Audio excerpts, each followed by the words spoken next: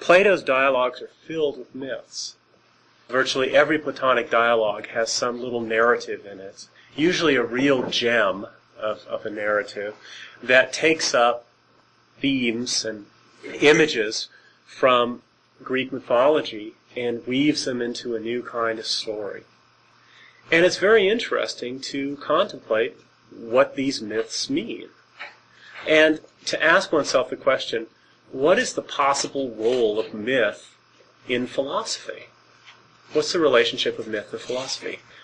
The Greek word mythos just means story or narrative. If you want to use that concept very broadly, then everything about the Platonic dialogues is a narrative, right? All the dialogues are stories. There's one event, and then another event, and then another event, and they're all narrated or acted out in front of us. However, within the dialogues are more specifically fictional stories, the myths of Plato. And the question that intrigues me is, why does Plato write myths? And what possible good are myths in the pursuit of wisdom, which is what philosophy is all about? Isn't philosophy, in some sense, an emancipation from myth? If you look at the history of thought, you find that every known culture has a set of myths. And these myths are always about gods, heroes, demigods, life after death in one form or another. And the fifth major topic are the men of old, the ancient men, especially the first men. Every culture has myths about these five topics, again. Gods, demigods, heroes, ancient men, and the afterlife. Not every culture has a myth about the origin of the cosmos. The term for a creation myth is a cosmogony, an account of the genesis or the origin of the cosmos. Myth is primitive in some sense. Myth is always associated with the origins of culture, the origins of civilization. And philosophy, whatever it is, isn't primitive. Philosophy always comes later, after myth. Usually, if it comes about at all, many thousands of years after the origin of a civilization. And the origin of philosophy always involves a kind of gesture of emancipation, the emancipation of the mind from opinion. And opinion just means any views that are just passed down from generation to generation, and those would include myths. This is true of all three independent philosophical traditions. There are three independent philosophical traditions. There's the Indian tradition, the Chinese, and the Western tradition, which really means the Greek and post-Greek tradition of philosophy. All of those begin in some way with gestures of the emancipation of the mind from ancestral opinions and customs, and an attempt to turn towards some other kind of source of knowledge in order to give us a picture of man and his nature and his place in the overall system of the cosmos, and also some understanding of the right way of life. Every myth is a philosophy, if you will, a primitive philosophy. And what does it mean to say myth is a kind of primitive philosophy? Well, philosophies all deal with these topics: man's nature, the cosmos, our place in the cosmos, our status, if you will, the human condition, and the good life. Now, every myth takes the form of a story. They're always stories, they're always narratives, and they always involve concrete events, and usually concrete characters. Now, sometimes these characters are gods or demigods, other times they're personifications of phenomena. For instance, here's an example of an old myth. This is a Latin myth, and it goes something like this. Care was walking along the river. Now here we have personification of a force, Care. Right? Care is walking along the river, and she bends down and she scoops up some mud, and she forms it into a creature. She calls upon Jupiter to breathe life into it. And then she decides to name it. But of course, this creates a problem because the Earth has donated the stuff that it's made out of, right, the mud, and Jupiter has donated its principle of life, its soul. Although she has manufactured it, she doesn't have complete claim over the thing, and so the three forces, Jupiter, the Earth, and care, begin arguing about what to name it. Okay, what do we name this new creature? And they settled the dispute this way. Earth, because it gave its substance, will receive the substance back when it's dead. Zeus, or Jupiter, who gave it its soul, will receive the soul back after it's dead. And care, because it manufactured this creature, will possess it throughout its entire life.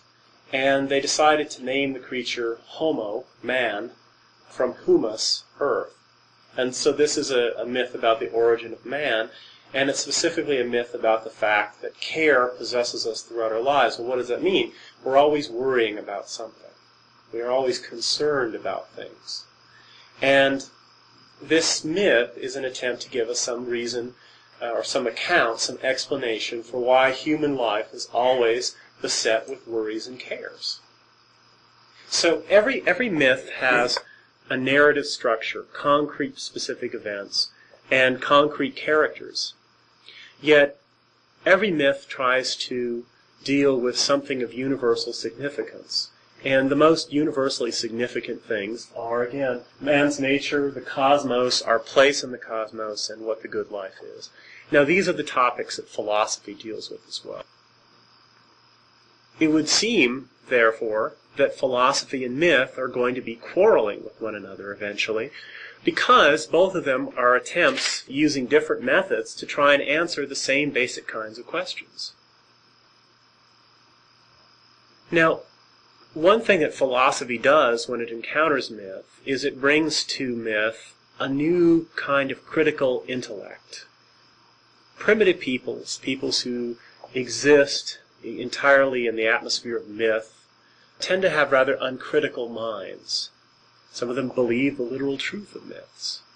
Yet it's very clear that myths can't be literally true for the most part. They involve violations of easily known laws of causality. What does it mean to say that care is a person? Why is care given a female gender? None of these things can literally be true. Many myths are clearly relative to time and place, and they undergo all kinds of transformations, sometimes for the most obvious pragmatic reasons. For instance, there's a beautiful book by a French author named Paul Bain called Did the Greeks Believe Their Myths? And the reason why that question makes sense is if you look at Greek mythology, you see that the Greeks were rather cavalier about changing the mythology. Why would they change it? Well, sometimes they change it to suit their political purposes.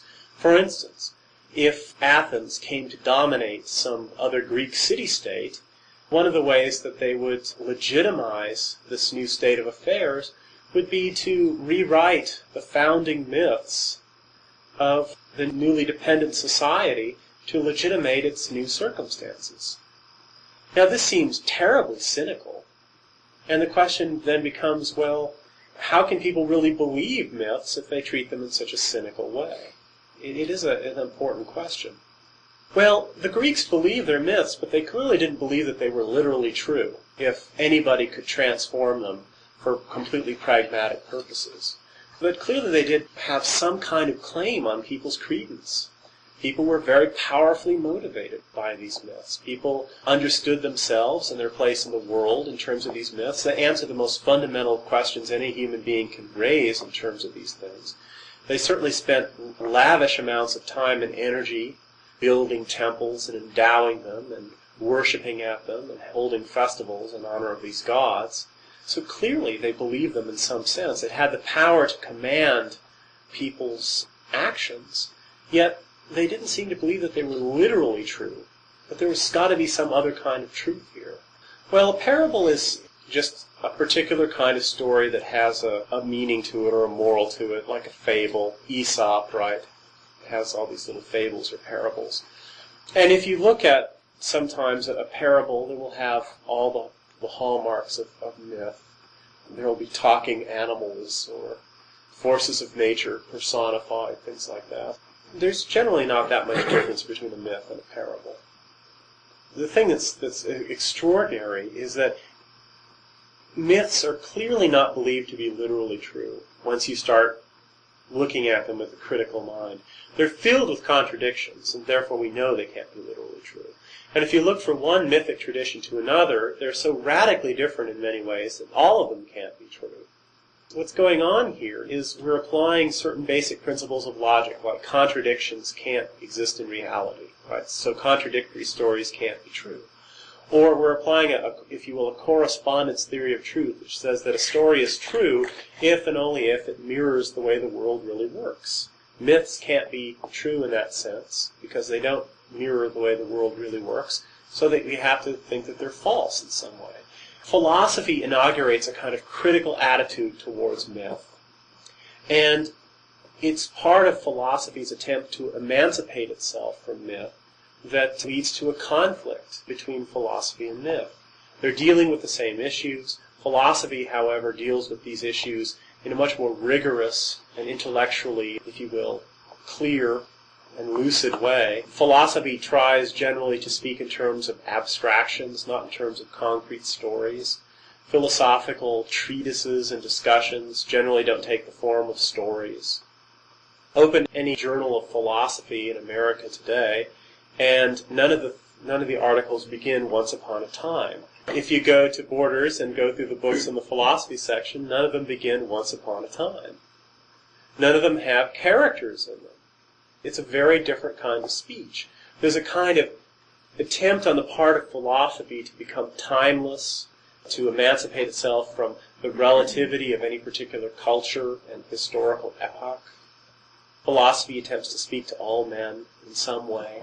This is why mathematics has always been such a tempting model for philosophers, because it's a kind of language that has a greater universality than any natural language, which is tinged with history and custom and relativity to time and place.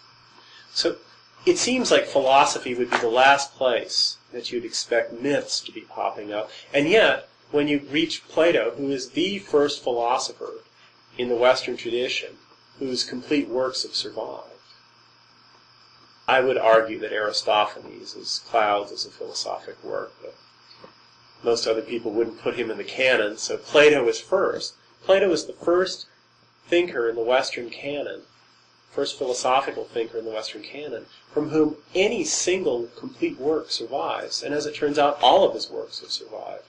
And yet, if you look at all of his works, except for his letters, they're myths, they're narratives. They're dialogues, which are narratives, and within these dialogues are little narratives as well. So what's going on here? Why did Plato regard myth as necessary for philosophy?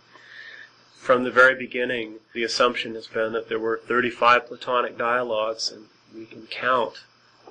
And the assumption is that all of his works have survived. We know that Plato destroyed his early poetic works, but all of his philosophical works have survived. Dialogues are kind of plays, right? Which means that they're narratives in the very broad sense, because the word mythos in Greek just means a narrative or a story. Then there's a more specific sense of mythos, which we use when you talk about the power of myth. When you open a Joseph Campbell book or something and read about myth, it's full of talking animals and personified forces of nature and stories about gods, demigods, heroes, the netherworld, first men, and so forth, the creation of the cosmos.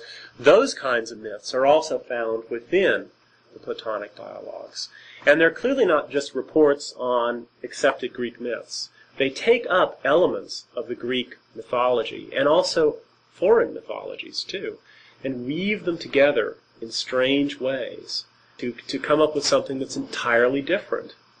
And the question is, why mythologize? Why did Plato feel it necessary to mythologize? Now, well, we don't have any of the works that Aristotle published in his lifetime. Aristotle wrote dialogues, just like Plato did. Apparently, they were kind of different than the Platonic dialogues, because they were actually more like the Timaeus, which consists of a little bit of dialogue and then a big long speech. And apparently Cicero modeled his dialogues on the Aristotelian model, and his tend to contain long speeches by people with different opposing viewpoints. But Aristotle did write dialogues, and those are the only things he published. And every single Aristotelian dialogue has been lost. Only fragments embodied as quotations in the texts of other authors have survived. All of the writings that we have of Aristotle were works that he never intended for publication and that came to light long after his death. Actually, 80 BC is the date when most of these things seem to have come to light. The Roman dictator Sulla found these texts in Asia Minor and brought them back, and it was during that period that they were edited and widely disseminated. Aristotle didn't write Socratic dialogues. They were more collections of speeches that were by different characters, but they were very long speeches. There was none of this Socratic question and answer thing. It was more like debates rather than dialogues. They were not conversational. We know this from reports and also from the fact that these are the way Cicero's dialogues are written, and he modeled his dialogues on Aristotle. The thing that's important about Aristotle is that none of the works that we have under his name were published during his lifetime. And there are all kinds of questions about which of these works are really Aristotle's. And a lot of works have been excluded or included, and it's been fertile ground for classicists who love to make arguments about authenticity, sometimes on the craziest and most spurious of grounds. It doesn't really matter from the point of view of a person who's just interested in wisdom whether Aristotle wrote these things or not. There's a joke that I find very amusing. A classicist rushes into his class, all excited, and announces the most momentous discovery, that Homer was not the author of the Iliad and the Odyssey, but instead it was a different Greek with the same name. And of course it's absurd because the only thing we know about Homer is that he was named Homer and he wrote the Iliad and the Odyssey. But the same thing sort of goes as far as disputing the authenticity of one text or another. If you're a classicist, it's always tempting. Or if you got an axe to grind and you don't like what this text says, you can always say, well, that's not the authentic work. But if you're just interested in pursuing wisdom, well, it doesn't matter who wrote these things, really. You can say that they were all written by Homer for all the good that it does. It makes no difference at all. One of the most important texts in Plato's corpus for the question about myth is the Phaedrus. Now, the Phaedrus is extremely beautiful. It's Plato's most poetic dialogue, and it contains a number of myths that are really wonderful. And at the beginning, it has a little reflection on the nature of myth. Socrates and Phaedrus are outside the walls of Athens, and they find a shaded sylvan spot near a stream. And Phaedrus asks Socrates if this is a particular place where Boreas bore off this young girl, Boreas being a wind god. And he said, no, that's further down the stream, actually. And then they get talking about myths because, of course, Phaedrus is a product of the Sophists. He's educated by them, associates with them. And the Sophists were, in a sense, an outgrowth of the earliest Greek philosophers, known as the natural philosophers. And Greek natural philosophy really is the beginning of Greek philosophy, and it is the most radically uncompromising in its critique of the mythic self-consciousness. Again, philosophy always begins with an attempt to emancipate thought from myth and opinion. And how do you do that? Well, you go back to nature and try and use nature as your guide. The early Greek natural philosophers like Thales, who's really the first Greek philosopher, were therefore extremely critical of myth, and one of the things that they tried to do to eliminate their rival was to show that myth was just a primitive form of science, and that they were going to replace it with a less primitive form of science, namely natural philosophy, which used reason to explain things, and explain things in terms of mechanical causes and forces. And so one of the things that they would do is they would take up the Greek myths and they would give allegorical interpretations of them that would turn them into just fanciful accounts of natural phenomena. They would DeMuthologize the myths, in other words. And this DeMuthologizing activity was very popular. And Socrates deals with the question of demythologizing. And he says, well, I can appreciate the labors of the demythologizers. They have a huge task on their hands. Because not only do they have to explain how some little girl disappeared, if it not by the wind god, maybe she was blown over the rock and drowned in the stream below. Maybe that's the natural explanation, right? But then they have to deal with the Pegasuses and the chimeras, all the strange monsters of mythology, and explain those in naturalistic terms too. And the multi-headed Typhon and other things like that. And he says, but I have no time for this. Because I'm still trying to know myself. I want to know if I am a multi-headed typhonic monster or something altogether more gentle and noble in nature. And the word gentle is atouphos, the opposite of typhon, which typhon is the monster from which you get the word typhoon, right? This extravagant force of nature, this extravagant, destructive, many-headed force of nature, right? And it's a beautiful little speech he gives for this reason. Socrates is indicating that he doesn't have time to demythologize the world because he's more interested in himself than he is in nature. And so what Socratic philosophy represents is a turn from a kind of philosophy that's centered on science and nature, natural philosophy, towards a philosophy that centers itself on man. It's a kind of humanistic turn. And the central questions that it deals with are questions of our place, our man's nature, our place in the world, and what is the good life. And Socrates, concerned as he is with the nature of man, finds these myths very useful, and that's why he says, I'm more interested in finding out if I'm a typhonic, many-headed beast or something of a gentler nature.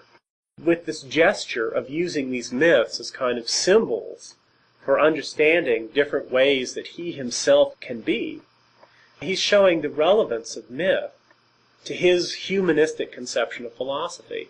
Myth is a tool for self-understanding. Scientists have no need for myth. They think they can replace it. But humanists, who are trying to understand themselves, start having to grapple with the darkness of the soul. And it is very dark and hard to understand. And once you start grappling with it, you find that these stories and these images, these wild beasts and so forth from mythology, are extremely helpful for understanding our souls. And this is what the purpose of Platonic mythologizing is. The first argument I want to make is this. Plato writes myths because he's a humanist interested in self-knowledge. He's starting with himself and trying to understand his place in the whole. And in order to do that, he finds that myth is a very helpful thing to do. Now, why is myth helpful when you're trying to know yourself? That brings us to a second topic. Okay, and that second topic is this. Science always understands the universal. There's no such thing as a scientific understanding of a particular thing. If you go to a scientist, say an anthropologist, and say, help me to understand myself, the anthropologist can say, well, you're a Homo sapiens sapiens, and he can tell you a lot about the species you belong to and our evolution and our primitive ancestors. But if you say, no, I want to know about me, he's going to say, I'm sorry, I don't know anything about you. I don't know anything about you as an individual. And we might send you on to other natural scientists. You go to somebody who studies anatomy, and they can talk about the general anatomical nature of your body. But again, you might say, but I want to know about my body. And he says, well, I don't know. Go look in the mirror. Science doesn't have any understanding of individuality or particularity. And for this reason, it doesn't have to. It's really interested in understanding general natures. It speaks to the universal. It speaks in terms of species and generalities. When we need to talk about individuals, how do we do that? What kind of language is necessary to talk about individuals? Well, Plato doesn't think that talk about universals is sufficient for grasping the nature of what's particular and individual. Okay. And yet, he's not just interested in the human condition in general. He's also interested in knowledge of the self, of the individual in particular. And this is why he needs a different kind of speech, if you will, a different way of speaking than the scientist. Now, scientists talk in terms of generalities, whereas he always talks about individuals in particulars. And how do you do that? You tell stories, narratives, and you use language poetically. What is poetic language? Well, all language consists of universal terms, right? Universal categories. Trees, plants, flowers. You can talk about a man being tall or short. All of these are generalities, general terms. How is it there, then, that one can talk about something concrete in particular in general terms? Well, one uses language poetically. What poets do is they take language and they use it to evoke something completely concrete and particular. They tell stories. It's another way of dealing with the concrete in particular. And so Plato writes dialogues which narrate concrete events and give us signs about the nature of the individual characters in them. And he can't do this if he were writing treatises. One of the things that's very clear about most academic philosophy today is not only is there no narrative and there are no characters in the texts, they're written in such a way that completely effaces the individuality of the writer for the most part. Every journal article could be written by the same person, pretty much. Their individuality is completely effaced. This is part of the whole scientific model of academic philosophizing, right? You efface your personality. It's just the facts. There's nothing creative or artistic about it. And maybe for good reason. No scientist writes about himself. When he writes reports, he's talking about nature. If you follow that scientific model, then there's no need to talk about the self.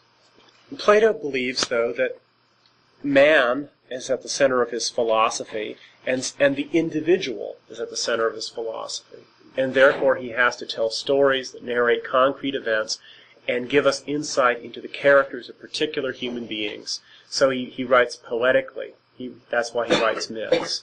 So a second reason for Platonic myths is simply this, that the language of myth is the only kind of language that can capture concrete particularity. One of the things that people do when they go to psychotherapists is, again, they're dealing with their particular concrete individual lives. They're trying to deal with that.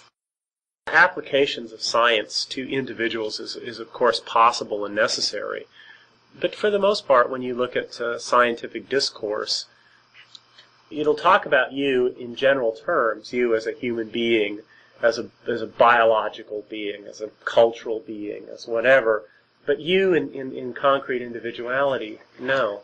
And to do that, you really have to have a kind of encounter, a person-to-person encounter with somebody else. A person-to-person encounter with a scientist, if you will. There's a third reason that I want to go into now for why I think Plato does myths. Again, the first reason is simply this, that mythic images and stories are very helpful for understanding ourselves. The second reason is a reason about the language of myth.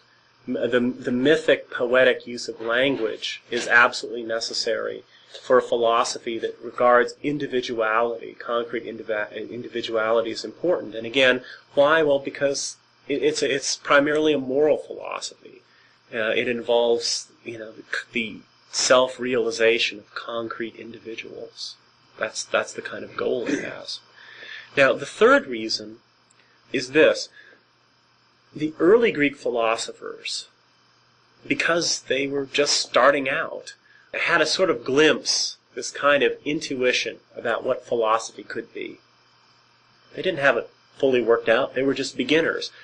And they had some rather remarkable ambitions. The assumption is that one could use reason to completely replace opinion, custom, myth, pre-scientific, pre-rational ways of understanding the self and the world. Their assumption was, in short, that reason's power was enormously great, and that in principle it was autonomous, meaning that it could stand on its own and it didn't require supplementation by any other external power, if you will. So reason can stand on its own, and by being rational, man can stand on his own and achieve a kind of autonomy, where at the core of each life is the mind, and the mind is emancipated through reason. And man has taken up a radically different stature, a different stance because of this. We're no longer beholden to all kinds of nonsense that's been handed down to us from the past that we accept on trust, right? What we believe and what allows us to run our lives is entirely rationally justified. And that means that it's all our own. We're not living on borrowed ideas. Reason allows us to be completely responsible for the views that we have. All the views that we hold will be our own views. And that means that we're no longer beholden to others and have to trust others and traditions and so forth for the knowledge necessary to run our lives. Isn't that a wonderful thought? It really does represent a radical kind of human emancipation. Emancipation from the past, emancipation from other people, a kind of individualism, a kind of standing on one's own. Now, Plato rejects this conception of reason. Why? Well, because as philosophy wore on and developed from over several generations up to his own time, it became clear to him that philosophy, as a purely rational form of discourse, couldn't say anything about the questions that were most important to him. We've already seen how he regarded this demythologizing kind of philosophy as inadequate for dealing with the knowledge of the individual soul, which is absolutely crucial. But Plato's turn towards practical life and towards the cultivation and the care of the soul forced him to come to this kind of recognition. He came to this conclusion. He says that we need to talk about all of these things in order to care for the soul. We need to talk about gods, demigods, heroes, the netherworld, the first or earliest man, and the creation of the cosmos, in order to carry out the activity, the very practical first-person activity of knowing ourselves and also cultivating ourselves and caring for the soul. This is why so many of the Platonic dialogues involve myths about the afterlife and the underworld. Because the recognition is this, that we cannot care for our souls in this life unless we have some idea of their nature and destiny. But reason can't tell us anything about this. Why? Because reason ultimately has to go back in some way to experience. This was certainly the model of the earlier Greek philosophers. They would observe natural phenomena and then generalize on the basis of natural phenomena and come up with various conclusions. If reason can't speak about these things, the Greek natural philosophers were happy to say, well, we will just remain silent. And really, if your primary concern is just understanding the cosmos as a scientist, right, it doesn't really matter if you can't talk about the netherworld or demigods or heroes or things like that. It's not interesting. If you're concerned with a scientific description of reality as it appears to you and as you can understand it and explain it naturalistically, not being able to talk about that is just fine. It's all well and good. Plato, however, Socrates, however, were concerned with moral philosophy, primarily. They were concerned with, again, the self-knowledge and self-cultivation. Because they had this central concern with self-knowledge and self-cultivation, they realized that giving speeches about these things, these themes from myth, was not something they could dispense with. They had to say something about them. Yet, as philosophers, they couldn't say anything about them. So what did they have to do? Well, first of all, they recognized that there's a limitation on philosophy. Philosophy is limited in its ability to speak about the first things, the ultimate things. Yet, as human beings who are trying to live and do the best we can in practical life, in self-cultivation, we have to say something about the first things. So what do we need to do? Well, philosophy needs to return to myth. However, it can't just return to myth in a completely credulous and irresponsible way. It can't forget all that it's learned about reason, about intellectual responsibility and clarity and coherence and so forth. It can't forget all that stuff. So there's no going home in the sense of returning to a completely naive, pre-philosophical state of mind. Okay? That's a perennial temptation for people, though. Many people become reflective and intellectual, and it just makes them feel alienated and unhappy. And they look around and they see simple, doltish, unquestioning people, and they envy them. If life could only be that simple. Ignorance is bliss. If only I could be that ignorant again. Well, there's no going back, right, to that state of ignorance. However, it is possible to return to mythic consciousness with a more critical eye. And this is what Plato does.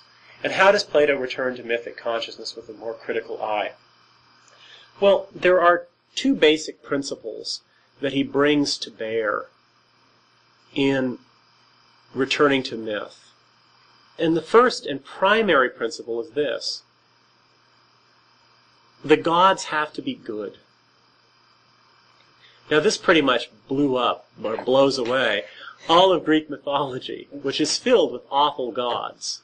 But Socrates and Plato both argue that the cosmos is good.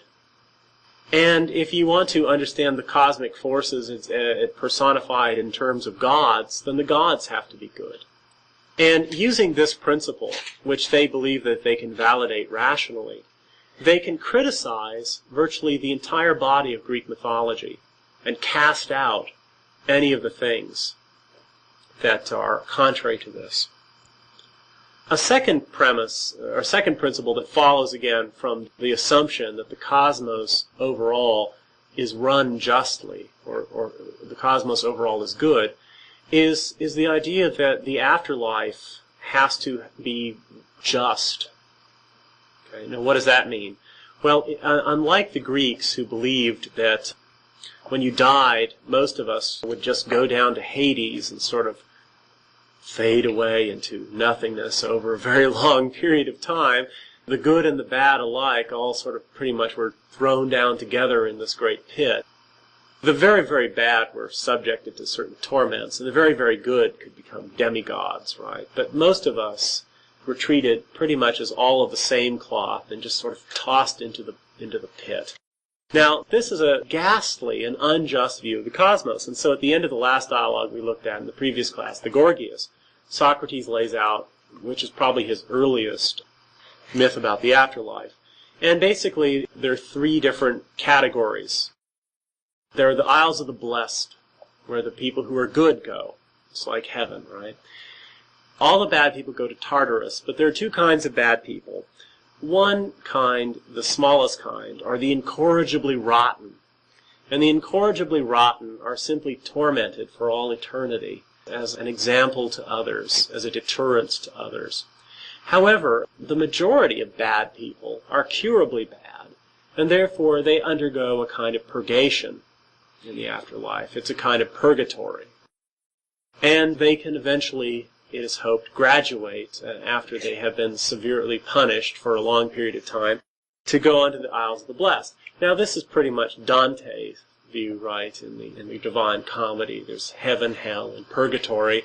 And all three of those are necessary in order to validate the goodness of the cosmos. And why do we need to believe in heaven, hell, and purgatory to begin with? Well, because again, if the cosmos is basically good, then you have to conclude that there's more to life than this, because justice doesn't seem to be very well enforced in this life.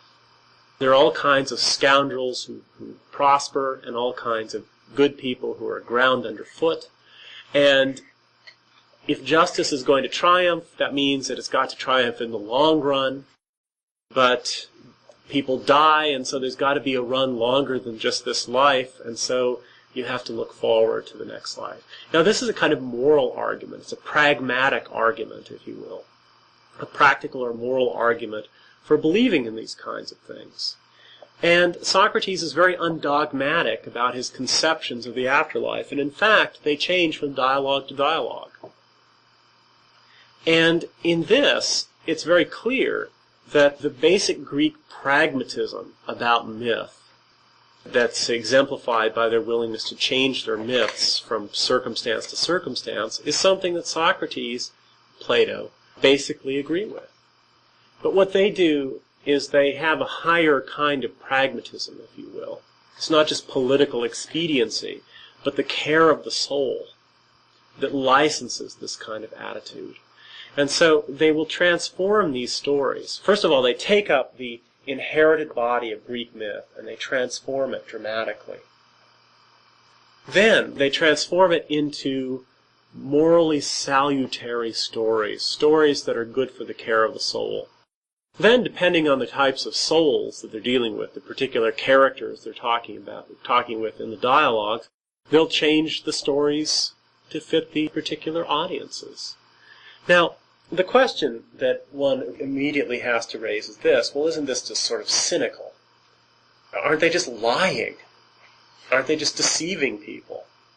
Well, if one holds to a very simple model of what truth is, yeah, it's just deception, right? But I don't believe that Plato holds to this kind of model of truth. If truth is simply saying it as it is, then clearly they're lying. But if one can give this kind of argument, namely that we have to make statements about things that we don't know anything about for sure, then we really can't have a model, a correspondence model of truth, right? If you're going to talk about the afterlife, the only way of affirming the truth or falsehood of your views, the only way of testing it is to die. Well, that means that on this side, we have to have other criteria besides the correspondence model of truth. So what is that model? Well, it's this pragmatic model, basically. The claim is that the cosmos as a whole is good. That's the basic assumption. And the goal is the very much this worldly care of the soul. And this licenses a somewhat cavalier attitude towards the inherited myths. So there's a lot of censorship that goes on, a lot of purgation of the myths of bad elements, and a willingness to change them from context to context, dialogue to dialogue, person to person. But the goal is always the same, namely the care of the soul, and the underlying assumption that generates all of these changes, namely the basic goodness of the whole, is the same. So, just to sum up, there are three basic reasons for why the Platonic dialogues are myths and contain myths. They are myths in the broad sense, and they contain myths in the more specific sense, right? The first reason is this. The images of myth are useful for self-understanding. The stories and images, the monsters, the heroes, and so forth are useful for self-understanding. The language of myth, the use of narrative and poetic language to evoke concrete particularity, is useful for philosophy that regards the goal of philosophy as self-understanding and self-actualization. And the third reason is that myth is necessary to philosophy once philosophy recognizes, on one hand, the limits of reason in dealing with ultimate things, and on the other hand, the absolute moral necessity of having some views or beliefs about the ultimate things.